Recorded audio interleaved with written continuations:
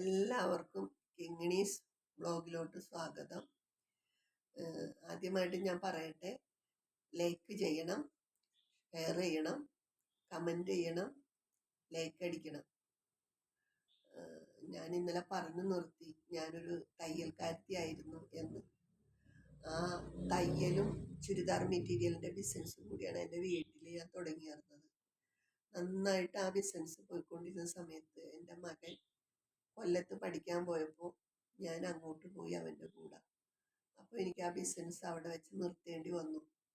പിന്നെ അവൻ്റെ പഠിത്തമെല്ലാം കഴിഞ്ഞ് വന്നു കഴിഞ്ഞപ്പോൾ വീണ്ടും എനിക്ക് ആ ബിസിനസ് ഒന്ന് തുടങ്ങണം എന്ന് വിചാരിച്ചു കഴിഞ്ഞപ്പോൾ എനിക്ക് തുടങ്ങാൻ സാധിച്ചില്ല. പക്ഷെ എൻ്റെ മനസ്സിൽ ഇപ്പോഴും അതിൻ്റെ വേദന കിടന്ന് നീറിക്കൊണ്ടിരിക്കുകയാണ്.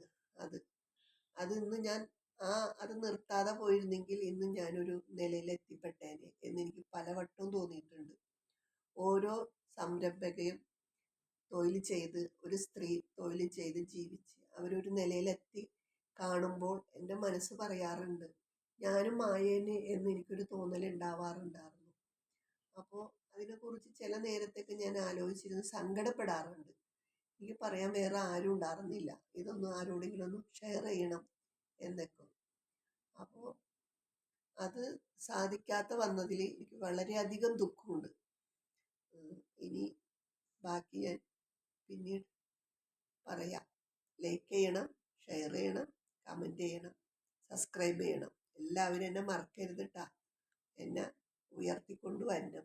എൻ്റെ ഏറ്റവും വലിയൊരു ആഗ്രഹമായിരുന്നു എനിക്ക് ഓരോരുത്തരും സംരംഭകമായിട്ട് വന്നിരുന്ന് ഇൻ്റർവ്യൂ ചെയ്ത് സംസാരിക്കുന്നതൊക്കെ കാണുമ്പോൾ എനിക്ക് വളരെയധികം ആഗ്രഹമുണ്ട്. ഞാനും ഒരു കാലത്ത് വരുമോ എന്നൊക്കെ ഒരു ചോദ്യം എൻ്റെ മനസ്സിൽ വരുമായിരിക്കാം എന്നൊക്കെ എനിക്ക് തോന്നാറുണ്ട്. അപ്പോൾ ഇപ്പോഴും എനിക്ക് അങ്ങനെ ഒരു മോഹമൊക്കെ ഉണ്ട്.